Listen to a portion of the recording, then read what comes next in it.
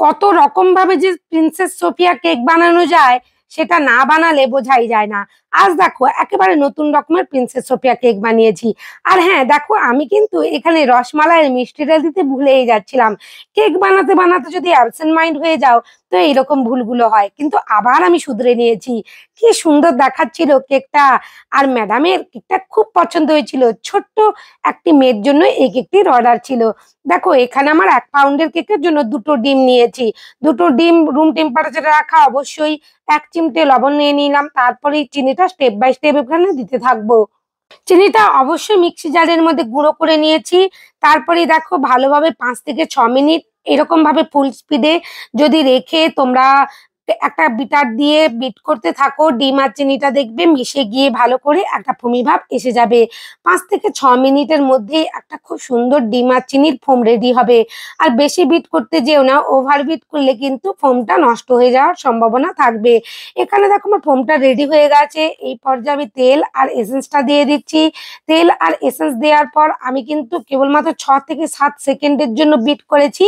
তারপরে দেখো বিটারের কাঁটাটা খুলে নিয়েছি। এরপর স্ট্রেনারের সাহায্যে আমি স্টেপ বাই স্টেপ এখানে ময়দাটা মেশাতে থাকবো। আর ভালো করে একই ডিরেকশনে কিন্তু আমি মিশিয়ে নেব। কখনোই কিন্তু এলোমেলো মেশালে চলবে না। আর এটা রসমালাই কেক ছিল, তাই আমি রসমালাই এসেন্স ইউজ করেছি। তোমরা যে ফ্লেভারের করতে চাও করে নিও। এরপর দেখো আমার মনে হচ্ছিল কোথাও এসেন্স যেন একটু কম মনে হচ্ছে, তাই আমি আবারও একটু এসেন্স দিয়ে দিয়েছি। তোমরা ভিডিও দেখতেই পাচ্ছ। এরপর দেখো আমি খুব ভালো করে মিশিয়ে নিচ্ছি একই ডিরেকশনে। আর একটা স্প্যাচুলা দিয়েও দেখে নিচ্ছি যে এখানে কোনো রকমের ময়দার লাম্পস আছে কিনা। আগে থেকে দেখো বেকিং টিনটা রেডি করে রেখেছিলাম বাটার পেপার আর তেল দিয়ে। এটা আমি 6 ইঞ্চির একটা বেকিং টিন নিয়েছি। তোমরা 5 ইঞ্চিতে নিলে এটা একটু টল হবে। আর প্রিহিট করা ওভেনে দেখো আমি 30 মিনিটের জন্য বেক করে নিয়ে এসেছি। খুব সুন্দরভাবে বেক হয়ে গেছে আমার এখানে কেকটা। তোমাদেরকে আমি লেয়ার কাট করেও দেখিয়ে দিচ্ছি। তোমাদের যাদের লেয়ার কাট করতে অসুবিধা হয় কেকের, যারা নতুন কেক বানাচ্ছ, অবশ্যই কিন্তু ভিডিও দেখানো প্রসেস অনুযায়ী করে নিও। পারফেক্ট ভাবে তোমরা লেয়ার কাট করতে পারবে। এখানে আমি 4টে লেয়ারে ভাগ করেছি, কারণ ম্যাডাম যে ছবিটা আমাকে পাঠিয়েছিলেন ওটা একটু হাইটেরই ছিল কেকটা।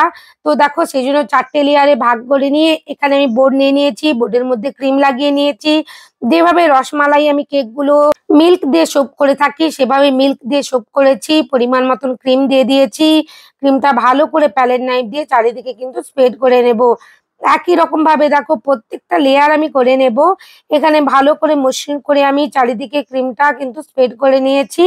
এরপর পরিমাণ মতন বাদাম, আমি এখানে 3 রকমের বাদাম ইউজ করেছি, আমন্ড, কাজু আর পেস্তা। তারপরে পরিমাণ মতন এখানে মিষ্টিটাও দিয়ে দিচ্ছি। মিষ্টি দেওয়ার পর আবার আমি দ্বিতীয় লেয়ারটা বসিয়ে দেব। এভাবে আমি পরপর 4টে লেয়ার বানিয়ে নেব। তোমরাও এভাবে বাদাম দিয়ে মিষ্টি দিয়ে যদি লেয়ারে ভরে ভরে কাজগুলো করো তাহলে কিন্তু পারফেক্ট ভাবে একটা কোয়ালিটির কেক বানাতে পারবে আর কাস্টমারের খুব পছন্দ হবে। এইভাবে কোয়ালিটির একটা কেক বানালে সবারই তো পছন্দ হয়, তাই না? বাড়িতে বানানো প্রত্যেকটা জিনিসই সুন্দর হয়। আর দেখো কত নিট এন্ড ক্লিন আর কত সুন্দর হাইজিন মেনটেন করে আমরা কাজগুলো করে থাকি। এখানে দেখো আমি আবারও বাদাম দিয়ে দিয়েছি। আর বাদাম দেওয়ার পর মিষ্টি দিতে ভুলেই যাচ্ছিলাম।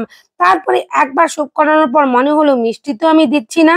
এরপর আমি লেয়ারটা তুলে নিয়ে রেখে দিলাম প্লেটের উপর। তারপরে দেখো মিষ্টিটা আমি ভরে ভরে দিয়ে দিয়েছি। এই ভুলগুলো আমাদের কাজ করতে গিয়ে হয়, তো প্রত্যেকেরই হয়। আমিও এই ভুলটাই করে ফেলছিলাম। তো সেটা আমি আবার শুধরে নিয়েছি। তোমরাও এরকম ধরনের কাজ করবার সময় কিন্তু মাইন্ডটা সবসময় স্থির রাখার চেষ্টা করবে।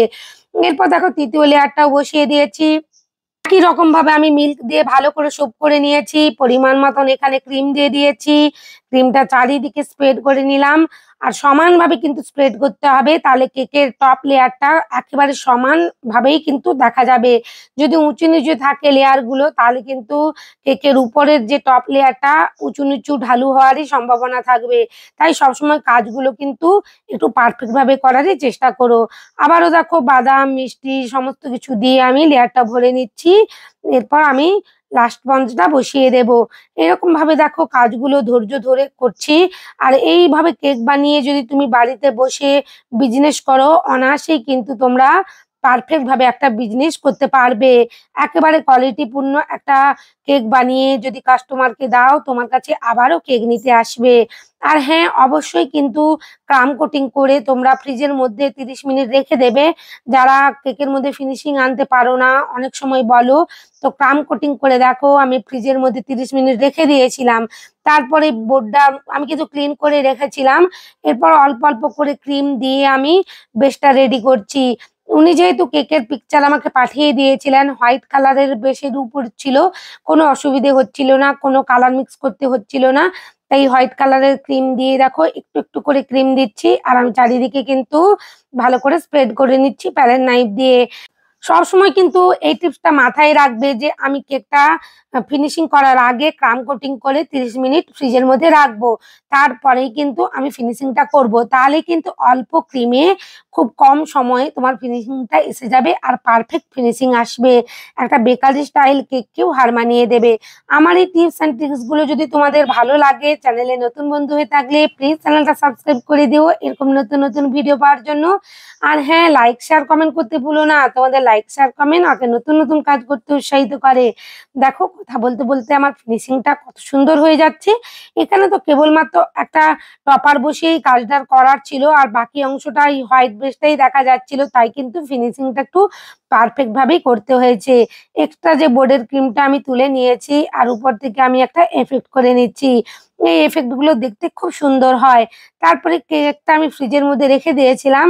আর এরপর দেখো, প্রিন্সেস সোফিয়ার ছবিটা আমি প্রিন্ট আউট করে বের করেছি ফটো পেপারে। অবশ্যই তোমরা যারা সাইবারে গিয়ে করতে চাও, তোমরা কিন্তু A4 সাইজ ফটো পেপার বলবে, ওতেই কিন্তু করে দেবে ওরা। তারপরে দেখো, আমি সেলো টেপ দিয়ে ভালো করে সিকিউর করে নিচ্ছি। এই কিন্তু সেলো টেপ দিয়ে ভালো করে সিকিউর করে নিতেই হবে, নাহলে পারফেক্ট ভাবে তোমরা কাজটা করতে পারবে না। আর ভালো করে সিজারের সাহায্যে আমি কিন্তু কেটে নিয়েছি। এখানে দেখো, আমি একটা স্কিওয়ার দিয়ে দাগ করে নিচ্ছি কতটা পর্যন্ত আমি ড্রেসটা রাখবো। অবশ্যই কিন্তু এই দাগটা করে নেওয়ার চেষ্টা করবে, তাহলে তোমার ড্রেসটা একই রোতে হবে বা পারফেক্ট ভাবে কাজটা আসবে। যদি তুমি এমনি নোজেল দিয়ে করতে যাও, কোথাও হয়তো ফুলটা একটু বেড়ে যাবে, কোথাও কমে যাবে, এরকম হয়ে যাওয়ার সম্ভাবনা থাকবে। তাই কাজগুলো পারফেক্ট করবার জন্য ভিডিওয়ে দেখানো প্রসেস অনুযায়ী তোমরা ফলো করো, তাহলে কিন্তু পারফেক্ট ভাবে কাজগুলো করতে পারবে। এখানে দেখো, আমি নূর 7 নম্বর নোজেলটা ইউজ করছি। তোমরা নূর 5টাও ইউজ করতে পারো, খুব ভালো। এই রোজ ইট গুলো বানানোর জন্য খুবই ভালো নোজেল গুলো। তো সেটা দিয়েই দেখো আমি রোজ ইট করে নিয়েছি। পিঙ্ক কালারের ক্রিম রেডি করেছিলাম। প্রিন্সেস সোফিয়ার ড্রেসটা একটা হালকা ভায়োলেট কালারের হয়, তো সেই মতনই করে নেওয়ার চেষ্টা করেছি। আর প্রিন্টে যে উপরের ড্রেসটা এসেছে সেইটার কালারই কম্বিনেশন করে আমি করেছি। এবার সাইডের অংশ থেকে দেখো, আমি একই নোজেল দিয়ে একটু বর্ডার করে দিয়েছি, আর ড্রেসটার উপরের অংশে হোয়াইট স্প্রিঙ্কেল আমি স্প্রেড করে নিচ্ছি। তোমরা এখানে কালারফুল বা গোল্ডেন কালারের স্প্রিঙ্কেলও দিতে পারো। আমাকে পাঠানো পিকচারের মতনই কিন্তু আমি বানিয়ে নিচ্ছি। আর পেছনের অংশ থেকে কয়েকটা এরকম ললিপপের যে চকলেটের টপার গুলো হয় সেগুলোই বসানো ছিল, তো আমি সেই মতন বসিয়ে দিয়েছি। কেকটা ওনাদের খুবই পছন্দ হয়েছিল, বাচ্চা মেয়েটিরও খুব পছন্দ হয়েছিল। তোমাদের বাড়িতেও এরকম 6-7 বছরের ছোট্ট বাচ্চা মেয়েটি থাকলে বানিয়ে দিও এরকম ডিজাইনের কেক। সবাই খুব ভালো থেকো, অনেক ধন্যবাদ তোমাদের।